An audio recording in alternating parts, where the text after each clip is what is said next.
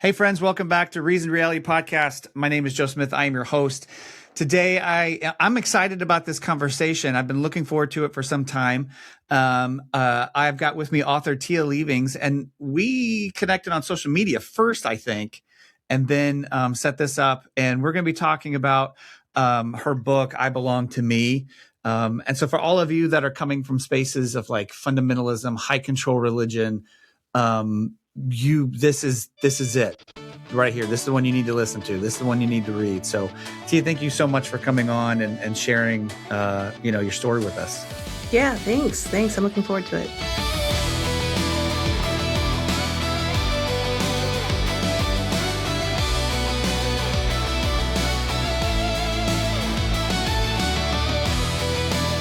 Yeah, so your book is kind of about, well, not kind of, it is. It's about regaining your sense of self after being like controlled and damaged by high control religion. And I know this is probably the only typical question that I will ask today.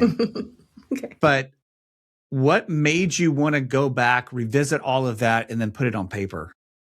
Yeah, so it is the natural follow-up from A Well-Trained Wife. That book was, a 10-year work, put my heart and my soul into really the excavation of what happened to me, because I knew I had like some really high plot points in my story from escaping violence, from being part of a very contained cult with Doug Wilson's church.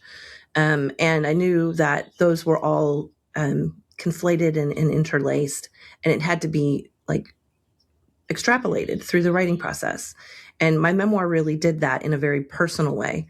And then when I escaped in 2007, it was into this environment where I didn't know what to call what had happened to me. And the deconstruction world and the religious trauma world was just getting started, just gaining that momentum on social media. And so the language was really evolving. And I found myself in a lot of shock, a lot of vulnerability. I was terrified that I had attracted this abusive energy to myself and that I would cult hop or fall for it again, kind of a thing. And I was really haunted by this idea. I don't hear it so much anymore, but it used to be kind of the prevailing thought that if you were really screwed up by trauma, you were broken and you would just always be broken. There was no hope for ever feeling whole again. You would always feel scarred. You would always struggle with triggers and, raw ground that just wouldn't lead to any kind of reclaimed future. And I didn't accept that for myself. I knew that I had this like fire and anger in me, that they had taken my past. Like A Well-Trained Wife was very clarifying in seeing the journey and the grooming and the systems and the larger forces that had affected my life in a religious way, but also in a high control interpersonal way. Because it isn't just religious when we have a culture that's so impacted by religion. It also brings in generational trauma and, mental illness and all kinds of things. And so I did not want to give the rest of my life to that. I didn't want that to be the whole thing that Tia was about. That isn't what I set out, to hope and dream for myself as a child. And I wondered if there was a way I could kind of trailblaze for myself and forge my way forward. And what I had to come to terms with in that healing process, which was 10 full years of, I'm assuming you're going to edit out the sirens or not, but whatever. It's just the natural sounds of life. Like it is. Yeah. So in that 10-year journey of healing, I really had to regain a sense of self. And I kept coming back to that. Like, people assumed the hardest parts of my story would be recovering from the violence and the harder parts of my story, but it wasn't. It was this selfhood discovery after indoctrination. And once I did that, I realized, oh, that's the whole wide field. If we've come from high control religion, we've all been indoctrinated. We've all had our self-development messed with and interfered with. And we come at healing from all these different places and on-ramps. Where could I find like the commonality and the solidarity? Because I knew I was confronting one of the biggest lies, was that the church said you had to have them in order to have a sense of belonging and thus be safe. And that isn't exactly what I found at all. It was the opposite of what I found, that as long as I belonged to groups that required belief, I was stuck in those cycles. And how could I break out of them? So when Wife came on the scene, I sold it in 2022. And I was talking about this so much online, and my work had started to form. Like, I didn't realize I was going to have a platform on this subject, but it had started to form. And right away, I was like, my DMs are full of people asking me the same questions. How did you heal? How did you do this? And so I Belong to Me is like a love letter to the people who are doing the same thing I'm doing, which is trying to get up every day and figure out how to reclaim our lives and ourselves after these forces. And who it qualifies for is like literally everybody at this point, because we are all under the influence of high control religion and Christian fundamentalism right now in America. And so I really am confident that I Belong to Me has something for every reader, but especially those who have been personally impacted by high control faith, spiritual abuse, any kind of denial of psychology and development. There's a lot. It's a thick book, and I'm really grateful my publisher let me put everything in it because it's unique. I love that answer, though. I do love that answer, and I love the idea that it started because people were asking you, well, how did you do this? Like, I don't know how to do this. How did you do this? And then you wrote that. I love that.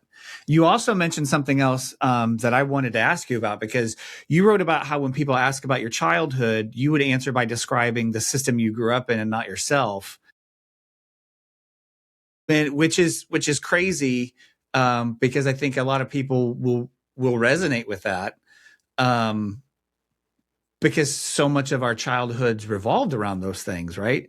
When did you first notice that? Like, hey, what was it like growing up for you? And you talked about the system rather than yourself. When did you first notice that disconnect? That was pretty early in the journey, but it hit me like a ton of bricks. You know how that's a pretty common question people ask when they're getting to know you. And I rattled off my script. We have our rehearsed narratives that we pull. And there was this day where I was like, oh my God, I just answered this question about who Tia is, or what my background is, who I am, with how I grew up, what this system is that I'm protecting. My identity was so lost in it that I couldn't tell the story of who I was without the system. And that gave me a lot of pause. Like, who am I without it? Who was I before it? These are the opening questions of the book, because who are we without this pressure and force in our lives, this defining, system that made me pray, like at 4.5 years old, my spiritual decision that would, decide the outcome of my beliefs for the rest of my life. Once I thought of it that way, I was like, gee whiz, who would Tia been as a little bebopping 4-year-old left to color, and never been told about the lake of fire. And so it was that curiosity of like, wow. And it has come up quite a lot. So I do think it's gonna sit with readers. Like, who are we without these scripts that we rehearse and repeat? And the protectiveness that's baked into that, like with our families or the good intentions around us, it was all there. It was all there, and I had to confront it. You said that you recognized, like, it hit you like a ton of bricks when you did it. Was there something specific in that conversation that tipped you off, or was it just the fact that you had done it so many times and maybe that was the one time you're like, wait, I do that all the time? It was just like this snag of awareness, and once I saw it, I couldn't unsee it. But then you have to deal with it, right? Like, then you can't shake it. Yes, you do. Well, let me ask you this. Do you think, I think I know the answer, but do you think, like, if somebody's listening to this and maybe they've never, they didn't grow up in it and they're not, aware of what it does, do you think that somebody who grows up within that system can still develop a sense of self, like a real sense of self? Or do you think it does require distance? Like, you can't be who you are in that. You have to leave. That's a great question. And I think there's a lot of both and in it. Just as these churches are made up of individuals and families, and we were aware that some families are stricter than others, some churches are stricter than others, some are more high pressure and dire and, hellfire and brimstone, some are more legalistic. So there's a range, clearly. In my own family, my sister and I experienced so many of the same things, and it didn't track her nervous system like trauma. It didn't encode on her that way. She had a much more developed sense of self, but that, takes into consideration birth order and temperament. So there are factors that are outside of control. I was a very literal, earnest obedient, striving, skeptical kid who really did try to understand the why of everything and follow it to the letter. So I assisted in my brainwashing and indoctrination, because I believed them, I Yeah. trusted them. And so I internalized everything they told me.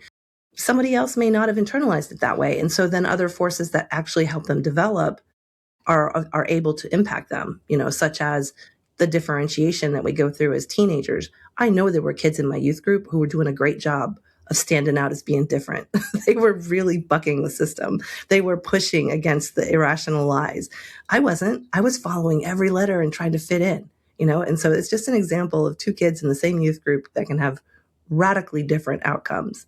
I did not have the moxie it took to stand up against it. And the system didn't want adolescents, to Yeah, take very over. true. So, yeah. It's funny you mentioned that. The first time that I recognized that right there was reading Dr. Laura Anderson's book, When Religion Hurts You, was talking about how things land differently on different people. And so what might have been traumatic for me, maybe it isn't traumatic for somebody else. It's how we respond to these events and stuff.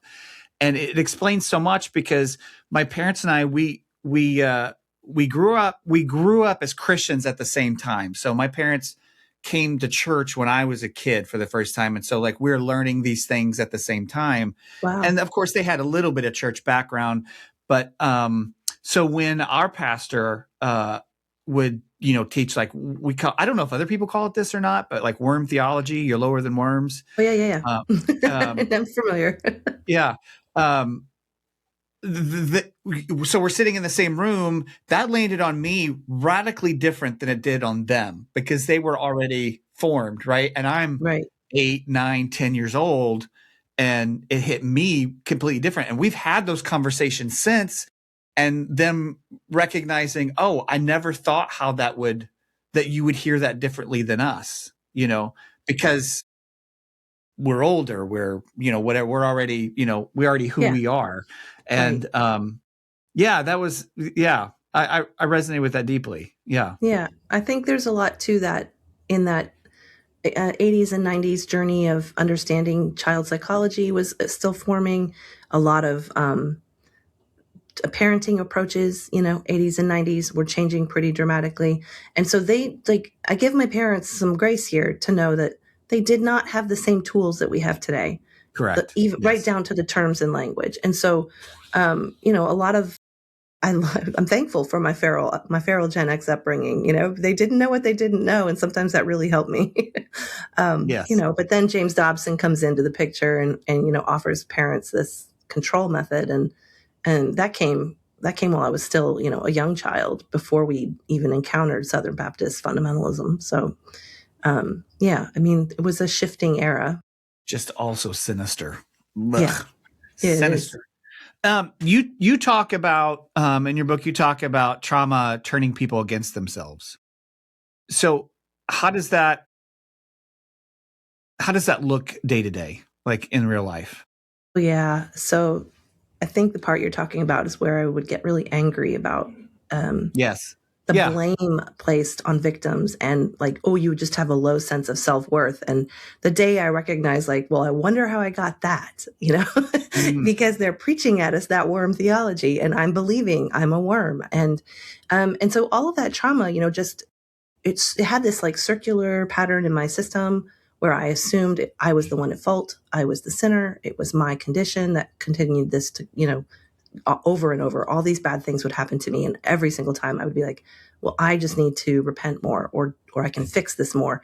And so it's very practical at that point, at that level. And with the gender roles that, definitely set in by the time I was an adult, most of our work, most of our spiritual application was in practical ways. And so I'm going through the practical steps of wifehood and motherhood. And when there are failures, which result in violence and really violent theologies and doctrines that we were being taught, I'm holding all of that inside as a reflection of my value. And my value, they're telling me my value is only through my body parts or only through my, my willing to die to self. And so there was no, of course, healthy self-esteem or healthy self-worth because I was supposed to be dying. And I was. Yeah. And I didn't, eventually I got to the point where I didn't want to die for it. You know, it's interesting that you put it that way because for us here locally in our community, we, for Palm Sunday, we're in this series that we've called Identity. And so the way that we framed Palm Sunday was that the people around Jesus, and for those that don't know what Palm Sunday is, it's the day that Jesus rode into Jerusalem on a donkey, kind of signifying, it was a political statement against empire. And the people were celebrating because they were thinking one thing and he was thinking another. That's as simple as I can make it. But for us, we framed it as the idea that the people around him that were screaming Hosanna, which means save us now, they were speaking their expectations on him. They were expecting him to be one thing, and Jesus stayed grounded in who he actually was.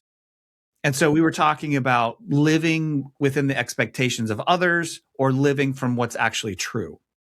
And so what you just said brought up a question that how, maybe this is a hard one, but how do you start to tell the difference between who you actually are and who you learn to be to survive? Oh, that's a great question. First of all, that's a very beautiful reframe of Palm Sunday. And when I hear reframes like that, I think, that's a nice way to hold space for that, message. Because I struggle with Easter. It's just part of my my background and my I feel religious that. trauma. No, Yeah. I feel that Yeah. deeply. So, but I'm always like, where can I find something that feels sustainable? And that's life-giving. So I applaud that. So that line that you described, it's a little bit gut. Because I know now when I'm acting from my trueness and my integrity, and that is my self-belonging and self-sovereignty, which was an extremely difficult phrase. I don't even think I have sovereignty in the book. That was a very hard word for me to deconstruct. I felt very threatened by it the first time I heard it and the first 100 times I sat with it. But when I'm in that place of feeling like I'm Tia, being true to who Tia is, and I'm this behavior or this choice or this decision is emanating in alignment with who I think God is or what my values are. It's a complete flop from when I'm trying to fawn or people please or fit a narrative or fit into a group where I have to hide some piece of myself in order to fit in and be accepted. And so I do have that. It's not necessarily always language that helps me identify it. It's sometimes just my neuroception of like your space and feeling and comfort and acceptance and calm within yourself and your heart rate and your sweats and all the things that help us know that we're at peace. I'm very in tune with that now. So for me, it's like, am I confident? Am I fine? Would I be fine if anybody knew this about me? Am I okay taking criticism for this choice and standing by it? Or do I have to subjugate in some way in order to be with this person or maybe do something that I said I wouldn't do anymore? Or, it's those kinds of things, very individual, very specific. And I do confront it every day because I try to show up authentically and transparently as who I am with boundaries, online and stuff. So yeah, this comes up. This is a thing. Once you learn how to do it, it's second nature, but it's interesting to hold it and say, how do you do that? Yeah. What is that process? Yes. Especially when you were talking about like the nervous system and like, well, how does this feel, And one of the things that I have just been so privileged to do here locally is work with people in learning to get back in touch with their bodies. And so like we haven't done it this semester, but last semester I led I guess it was like a cohort of a group of people, and we just for 12 weeks, was it 12 weeks? Yeah, I think it was 12 weeks. We did, like 3 months of just these, teachings, like reframing the teachings. And okay, well, how does this verse feel? Like when I say he makes me lay down in green pastures, what images come up? What does that make you Wow. feel? And some people would say things like, I don't want to be made to do anything. That I don't like that phrase. And then somebody in the same group was like, I'm glad somebody's making me. Otherwise, I'm going to work myself to death because I will never take time off, And it was interesting to see how just a certain word or phrase lands differently, how it feels and how they have to adjust or, let go of, right? Like that's a legit thing too. We'll just let go of it. Yeah. And so when you said that, faces popped up into my mind of how it was just how difficult it is for people to just get reconnected back to how they feel Yeah. coming out of that stuff. Right. I do think it's part of the proof is in the pudding of healing. It's just an underlayer side effect outcome of healing. And if you've done the work, the reward is, when you know. And you also, like, your bullshit meter is better. Your intunement with yourself is better. Your is better. These are.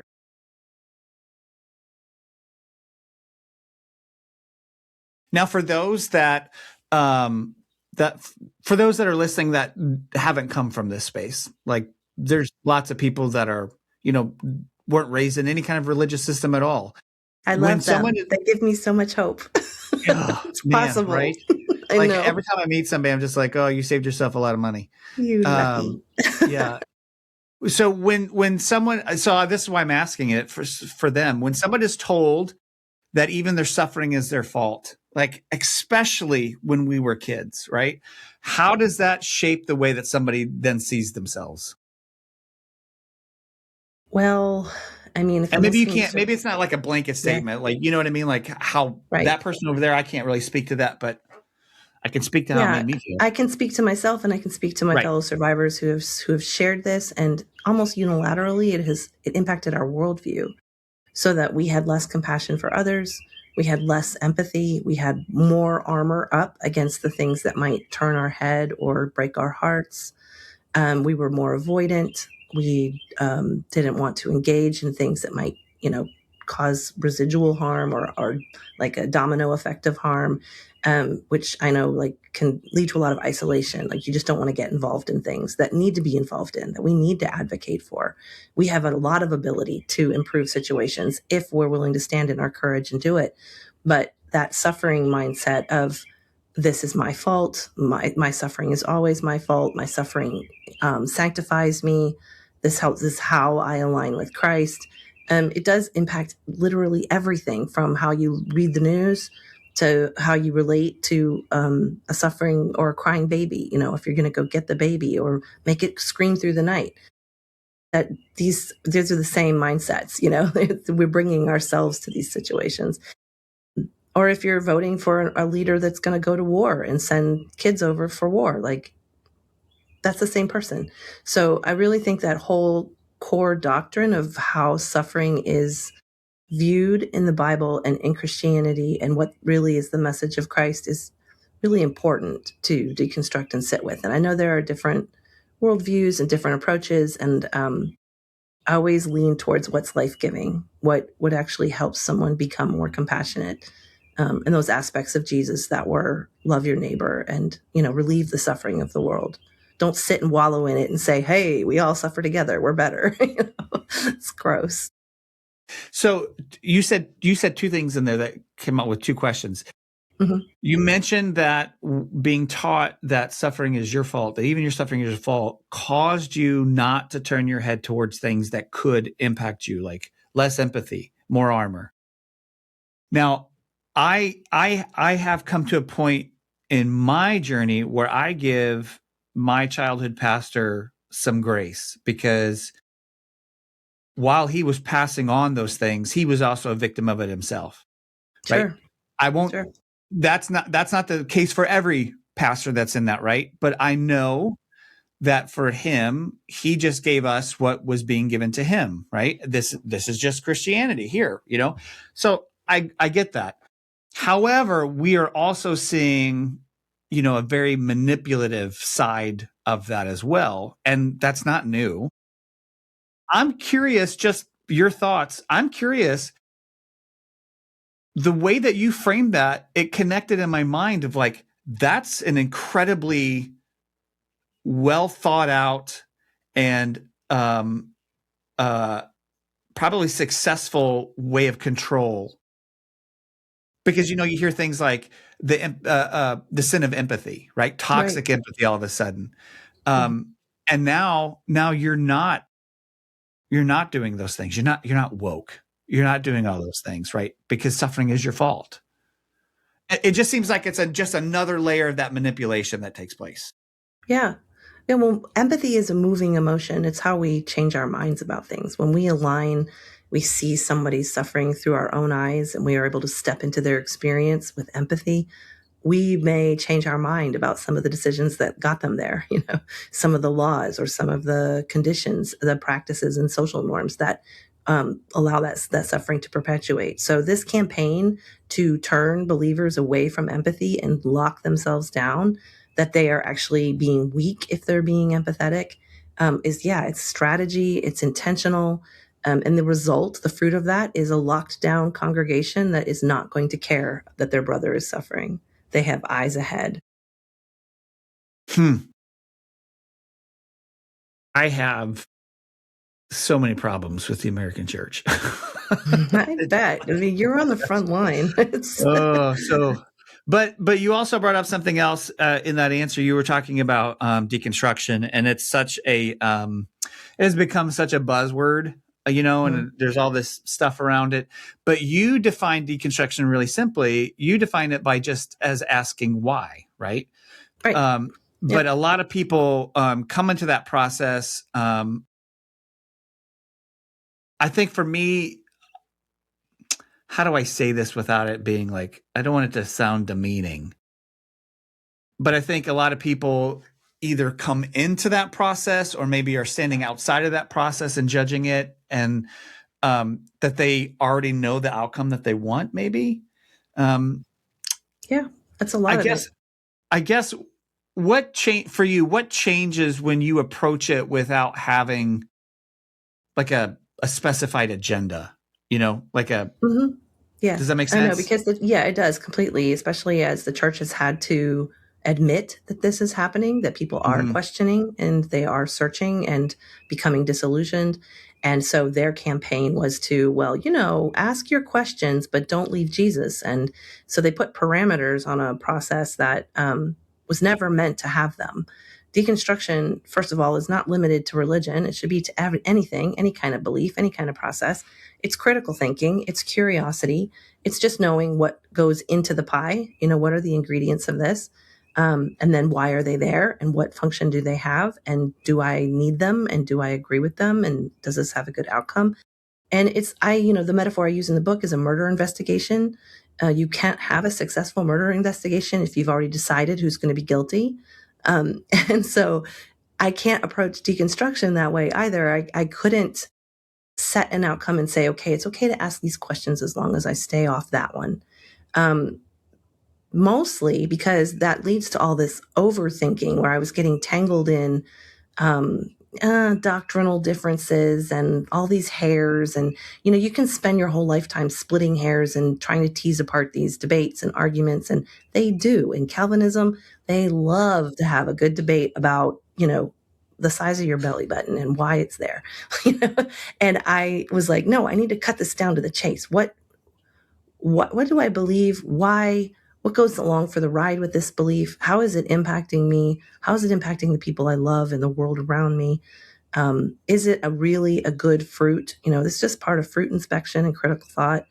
And so when I started thinking about it that way, I no longer felt threatened by deconstruction. I realized that was a through line in my whole life, that curiosity, that little child that said, but why? But why? But why? I needed to embrace her and allow her to ask her questions, because it's not wrong to ask questions. And it's actually a really big tell for high control if you're not allowed to. That's right there, the tell. Yeah, it is too. During my own personal deconstruction journey, one of the things that I really struggled with was deconstructing beliefs, but not systems. So I can literally remember I eventually reached out to a friend of mine here in town. He's the pastor of a large Methodist church, went to Duke Divinity School, never was given fundamentalism, never given any of that stuff. So he never had to deconstruct from any of it. So I needed somebody with an outside perspective to walk with me in it, because it was just, how dark it is. It's daunting. Yes. And he challenged me one day and he said, Joe, you're just looking for a better answer. Like, you're never going to find it. You're just looking for another right answer on the other side.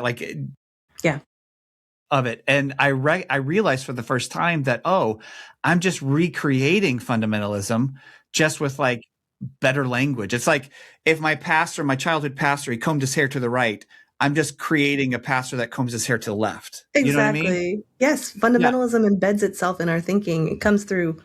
Oops. What happened? There. Can you hear me fine? Yeah. Okay. Yeah.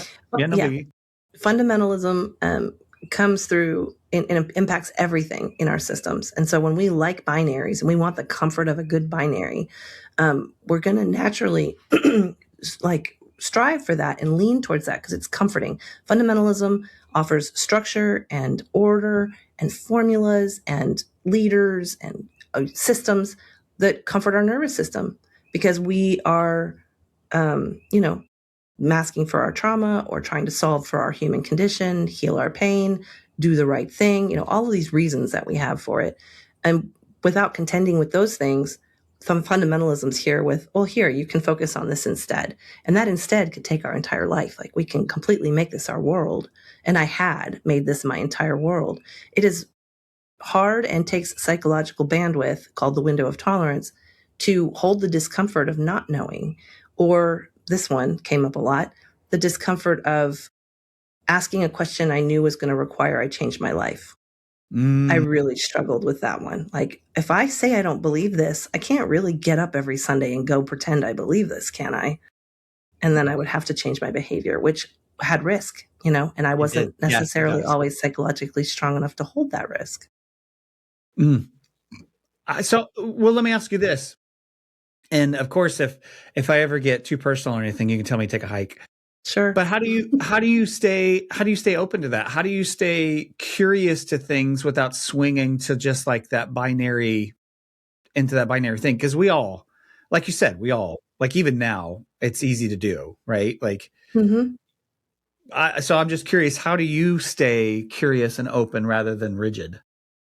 Yeah, this comes with a lot of self-accountability and a lot of self-awareness. And sometimes I do this because I have people in my life now that will, call me on it if I'm being a little binary, a little too strict and rigid, because I love a good formula. I love to be right. I'm an opinionated person. I have very vivid biases.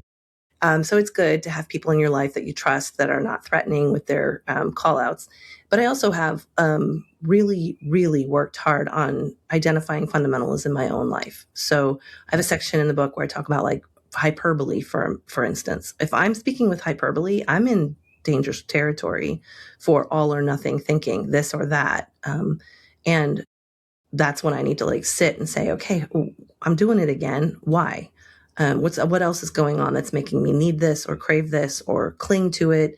Why do I want to be on the right side so badly? Why am I engaging in purity tests? Really important when we're in a, like, say, progressive community that's also being very dogmatic. Why is that appealing to you right now? Thing. It is. Very real thing. Yeah. Yes. I love the fact that you said purity tests, because I have run into that so many times. And especially if you're in an online space, man, social media does not allow for nuance or non-binary thinking. And I just have learned to start telling people, listen, you sound just like my pastor growing up, just with different language. And I resist fundamentalism wherever I find it. Exactly. Yeah. Yeah. Yep. Well, let me ask you this. You describe yourself as spiritually private, right? Which I like that idea. What did you have to unlearn to even allow that kind of space? Ooh, what a great question. No one's ever asked me that. Okay, let me hold that for a second. That moment where I was like, actually, I can't answer this. I think it was in the heart of my inner child work. So I'm very in touch with my other parts, my internal family systems. It's a big part of my recovery, and it's got its own chapters in there. And that little 4-year-old who's always with me, always hanging out with me, she's got a real pure view of the world, and very creative. And she felt very violated by the whole prayer of salvation. The amount of guilt she internalized at having tried to comprehend. I was a pretty sharp little kid, and I really sat there. I remember sitting and pondering, what could I have done that would make Jesus have to be crucified, so viciously? And so I thought about pretty violent things, as a 4-year-old, trying to the cross is gory. And I realized, I remember this day pretty clearly. I was in a conversation with somebody, and I said, I actually can't answer that because I will be labeling myself again. It just kind of like unfolded from there. Once I put a label on it, it's like a box that's getting back into another box of identity. I didn't want to be boxed in. What if I change my mind next year? What if I want to explore this other? Listeners may be able to relate to the feeling it is when you have to go back on your word about something, or you have to announce that you've changed your mind about something.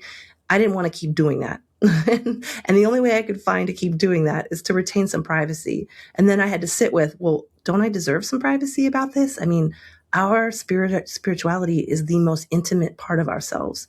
If we believe in a maker, if we believe in a relationship with God, that's the closest thing to our essence that there is. It is not for the general consumption of strangers.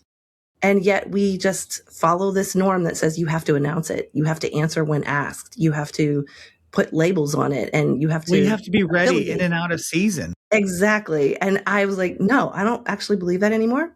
And I'm going to explain why, because I know other people also want a third way, a different way to answer this question. Also, there's this other piece of me, this people pleaser part of me that I was doing that same work at the same time in my recovery. I want to know what you want to hear so that you'll like me, so that I say the right thing and you'll like me. And that's the worst reason to ever affiliate with a group. So no, I can't. Like, atheists want to hear that I'm atheists, and Christians want to hear that I'm at least kept Jesus. I got asked yesterday by a family member, have you at least kept Jesus? I was like, I'm not going to answer that question. And I don't know why it matters so much to you whether or not I have. That's your journey. Why are you so interested in my spirituality? I think we all know the answer to that. Yeah. Yeah. But I think that's, man, I had never thought about it like that before, honestly. Especially when you're talking about the people pleasing part of things, of just saying something that that they want to hear. And if that's a tendency, that's something that I have worked really hard on. I'm not totally, that it still creeps up. But I'm nowhere near where I was before. But if you just give yourself that boundary, then you're not even tempted to live from somebody else's expectations of you. Like you're not even tempted to move away from what's true. It's my autonomy. And it's sometimes uncomfortable. Sometimes I'd be like, oh, come on, Tia, can't you just go along with it to, not disrupt the flow of the conversation or whatever? And I can't. That's my integrity. I have to answer it. I have to be willing to have the conversation. It doesn't always happen, but I have to be willing. And I have to adhere to that self-accountability, because if I give in, now I'm the one that's not holding my own boundaries. They're less accountable for what they've done with my low boundaries if I haven't even held my boundary. So nope, that's one I have to hold.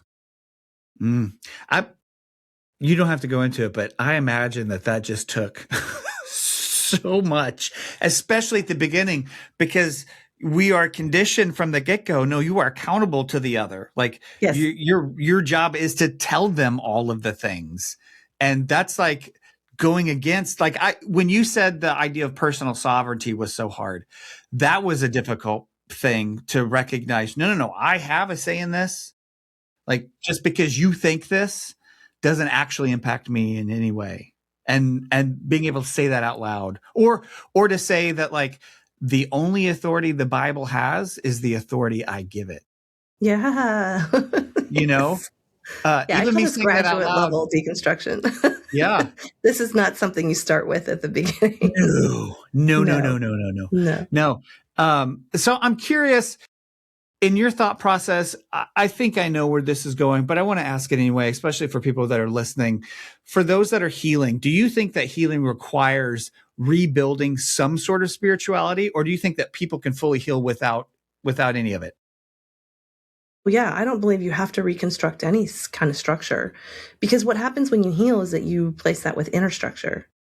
You have less dependence on an external answer or system because you don't have that need in your life anymore. You can compare it to physical healing quite easily. If you go through a horrible accident, they're going to put casts on you, and the stuff, what's attraction and things like that.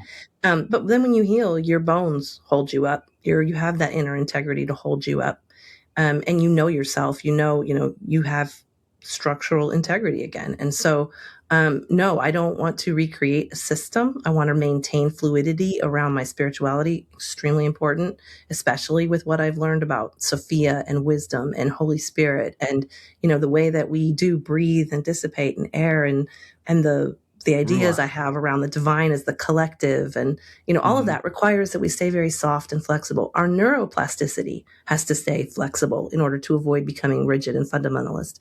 So I want to protect that, and I can't replace it with another structure or system. I also just don't need it like I used to. I don't Mm. need a group that requires my belief in order to feel belonging. I have belonging right here. I'm totally fine by myself. I like to be in community with people, but I'm doing that from a place of generosity and strength, not need. So they can't pour it into me and make me in their image. I am coming with what I have. It is a complete flip of the narrative. And once I did that, that's when I realized, hey, I feel whole. I don't feel broken anymore. The goal I set out to do with my recovery is here. I still have a lot to learn. I still encounter things all the time, but it's not from a place of woundedness. When I have a trigger or something that, hurts, which has been, a lot lately with the news, I have strategies and practical steps I can go through in order to regain regulation, which are just tools I want to give to everyone. So that is why Belong exists. You can approach it at any point in your journey and hop in. It's gentle, it's patient, and it's extremely thorough for for the things that people recovering from high control will encounter. I want to sit with that for a second, if you don't mind. I Hmm. I loved how you phrased that. That it is a flip of the narrative. You're coming to the community with, how did you phrase it? It wasn't fear. It was generosity. You're coming to it with Generosity. generosity. I think that is so difficult for people. Because I'm thinking through that now as you say that. And I remember the moment that I realized for the first time that the things that I'm holding now, whether you want to call them beliefs or whatever it is, um, it doesn't require, like it, and I don't mean this as in being rigid, but the Hmm. things that I'm holding on to now don't require you to hold on to them or not. Right. You know what I mean? And Yes. I can remember feeling like, Hmm. feel so it just felt like freedom. Like, I don't need you to think or not think about this thing, because Right. it just, in the best possible sense, it just Hmm. doesn't matter. Yeah, which frees you from being coercive or threatened or prone to a scarcity mindset, or, trapped into a dysfunctional cycle with somebody where you really need them to do something in order for you to feel happy, which is codependence, not interdependence. So, yeah, I mean, I think that's you're describing the goal. To be like, from our cup runneth over. We're giving from our cup runneth over, instead of I need you, you got to Mm, do stuff for me. I'm in this group because I need. Um, Maybe you need to heal before you bleed all over people. It's yeah, mhm. I hadn't thought about it like that, with that phrase, yeah. "Cup runneth over." That's true, though. Yeah, because I'm just thinking, in my own life, like I don't need I mean, I need other people, right? Mm-hmm. Like you said, Sure. I'm a very community driven person. So I need other people. There are moments in my life where I'm like, my wife is very much an introvert and I am not. And I'll just look at her and be like, babe, I need other people. Like I need to be around some people. And okay, well, we go Yeah. do something. Um, but just the freedom of knowing that the things that are important to me don't ebb and flow based on what you think Mm-hmm. about those things. Like they just are. Right. Right. Yeah. I've been sitting with, I don't really have my thoughts formed completely around this, but I've been contrasting lately the difference between the solitude and calm that what we just described results in versus the loneliness and isolation that the other model actually perpetuates. Because while you're needy and coercive and focused on scarcity, you're also like in this place where you feel chronically alone, chronically misunderstood, chronically isolated. And I felt that way when I was in it. I was like, I used to call it a prison without walls, um, because I was so locked in to what was right and what everyone had to do. Um, and it was horrifying lonely, but I'm not lonely now. I have solitude and health, and it's abundant. Mm. You brought up something a second ago where you were talking about how it's harder, especially with the news lately, and that you have, Mhm. these things that you can go through. Um, and you also point out that religion isn't just personal. And I think you said it, we are all experiencing that. It's embedded in like everything. It's in our culture, family systems, politics. And before I get to the question, can I just say, even as somebody that's still within the church as a pastor, I am so sick and tired of hearing about Christianity in our news. Right. Shut up. I'm Oh, those just so press conferences, they're Oh my awful. God. Shut up, woman. Nobody cares that you yelled amen. Shut up. And The I've clanging got cymbal, words. isn't it? It's horrible. Yes. Just like I'm so sick of it. And I was telling my wife the other day, like, if I'm tired of it, I cannot imagine Mhm. somebody who's just not in any of this, how they're at the end of their rope with it. Cause it's just like, it makes me sick. It makes me physically sick. Just, we have to talk about it all the time. Like I get sick and tired of talking about white Christian nationalism. Cause it's just like, Yes. I want to do something else. Like, but you guys won't stop talking. Anyway, so it's in everything. So how does someone heal when they can't like fully leave the environment that shaped them because it's on TV? Yes. It's affecting our laws. It's on our school boards. Like how do you deal with that? Yeah, you're describing why I'm doing this work, because when I Mm, realized that what I had run away from, I ran away from that absorption and that complete overwhelm, trying to find areas of life that were not centered around high control religion. The world was going to be this like free place for me. That didn't last long because I realized in the headlines, oh my God, everything I ran away from is coming for the whole country.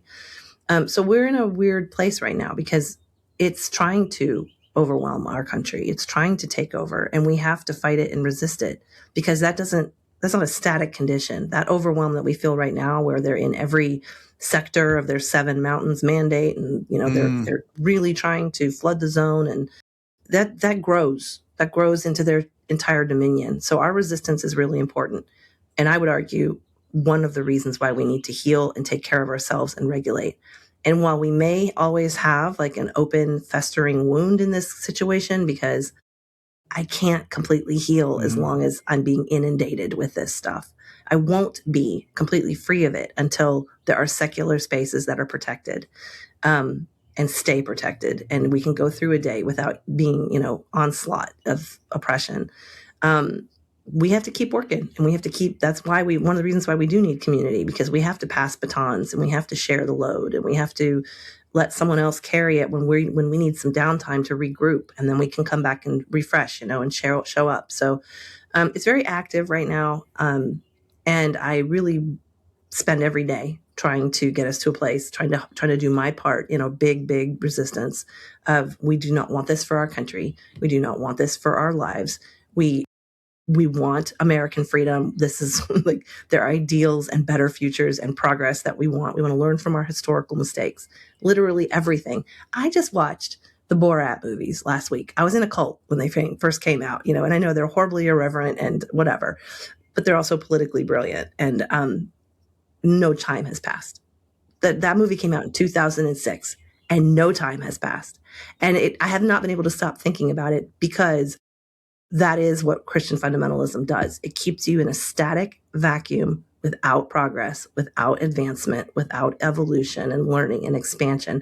And their view of God is, static and finite and tight. And if we ever were living through the example of what their vision, what fruit it produces, we're here, we're in it. And I don't want that. I want life and curiosity and growth. So, yeah, it's not a very satisfying answer, because I wish we could get to the other side of the rainbow on this, but we're not there yet. No, I think we're going to be here for some time. Yeah.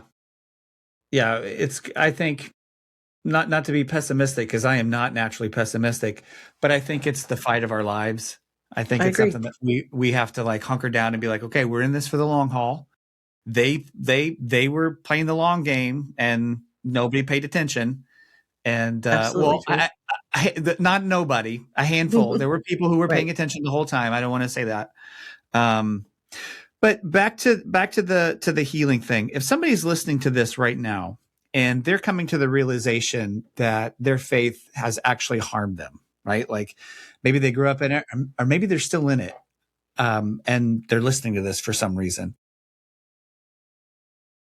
I don't know if there's an actual one, but what should they be willing to ask first?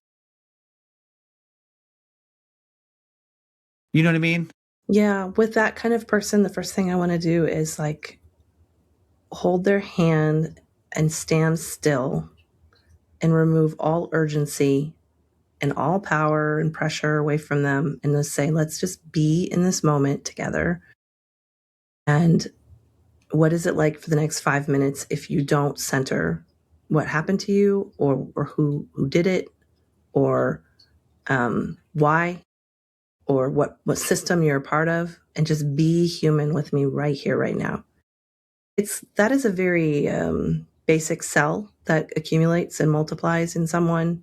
That is an addictive feeling. Like I just got goosebumps all over my body thinking about it, because that ability to breathe for a second might be the second that you need to catch your breath and see something from a different perspective. I think it's really important to underscore that none of this happens overnight. None of it's really easy. There are easier steps than some, but that your humanity it's okay to be at the center of your own story. I have a whole chapter on centrality, where your story is yours, and we're going to talk about like you and how you were impacted by this thing, not the merit of the thing. You don't have to decide the merit of Christianity today, or the merit of your background, or the reasons your parents had. You just need to sit right now with who you are and how you were impacted by this, and is it working for you or not? Because that is a lot of information you're about to get right there. Is this working for me or not? Would I recommend this to my baby? Would I want this for the whole world? Does this lead to light and progress and health and growth? Or is this leading more into, the same perpetuated cycle? That's a very individual process. It's not something that you can broadly, that's why it's counter fundamentalist. You can't broadly apply it in a uniform way to everyone. Yeah, there's no formula. Exactly. Yeah. But there is a lot of humanity. Yeah. One of the things that I have found, and I'd love to, you can tell me to take a hike. But one of the things that in my own personal journey that I've had to like hold space for is recognizing where, as a youth pastor, I handed a lot of these things, not in the same ways, because it's just not my personality, but the same framework, the same theology, just nicer, right? Like I handed that off to a lot of students. And I have called as many of my old students as possible. And, there's a lot of them, but as many as I have contact still, or messaged them and just apologized if I had played any role in any religious trauma that they carried. And so I'm curious from you, are there things that you hold that you now feel compassion for like your old self that you used to feel shame about? All the time. So you're describing complicity. Mm. And I'm grateful that Yes. the awareness of complicity is gradual. We don't get the full onslaught of what we've done and what we've participated in at once. And that's a grace to us. Um, Also, I love your amends that you made. One of the things this system does, because it's a system of control, is turn believers into immediately complicit participants. So as soon as you're in, you are now impacting someone else's spiritual journey, and you're going to adopt these methods and you're going to participate in things. And that guilt sometimes keeps us from asking the hard questions or facing the hard truths. So when we're able to sit with some complicity in our participation, it's again a both and. I did this, and why did I do it? I was instructed to do it, or I was taught to do it, or I was convinced that I had to for their benefit. A lot of things fall under those categories. And so I have a hard time sometimes with my younger parts because they were very earnest versions of me. They were very ardent, sometimes very naive, um, would try the method. Like this comes up with parenting a lot. Like I would learn about something and feel convinced that this was God's way, and I would give it a shot and see the harm of it. And oh, now what do I do? I don't really want to hurt my child, but they're telling me I have to. Um, do I have the courage to resist that? And younger me did not always have the courage to resist that. So sometimes I handle that complicity with grief. There's a whole section on grief work chapter of the book. Sometimes and sometimes all of the above, the reparations to apologize to my children, to actively work in the healing spaces and, out this and talk about it and have these hard conversations.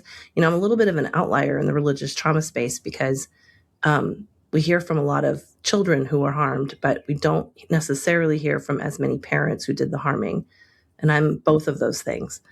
And so I try to hold space for both journeys. We know better when we do better, or we do better when we know better. Got that backwards. Younger me, she was doing the best she could with what she had. And I'm grateful that we didn't stay there.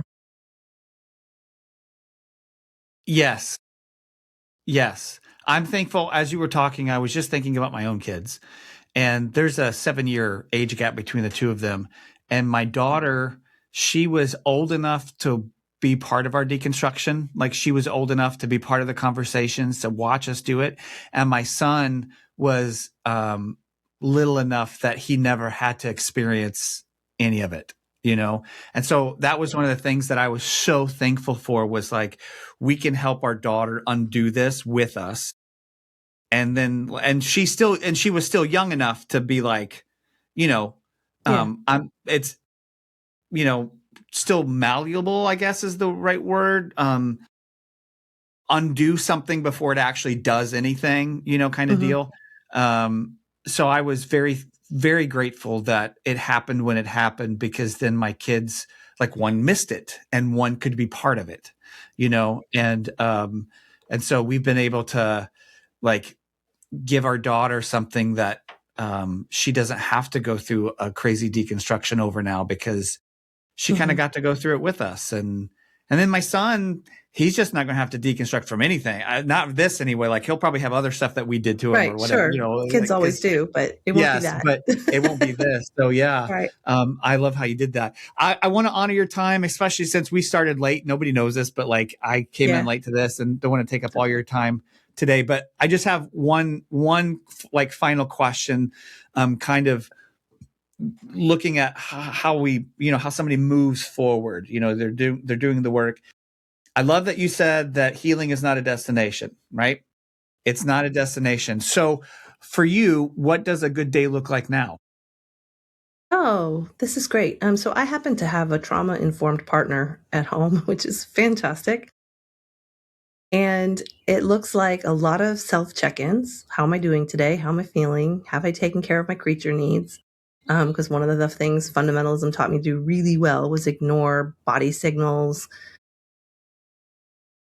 I had to, like, kind of watch my self-talk sometimes. We're in this onslaught of physical changes with the Trump administration and the MAGA aesthetic. And so that, I can have days where that flares up my eating disorder history or self-image issues, so I might have that to kind of talk through and work through, boundaries on my time. But it's a lot of like, how are we today? What do you need? What are you feeling in this moment? Triggers are information, so I don't dread them. You can't avoid them, but we can talk through them.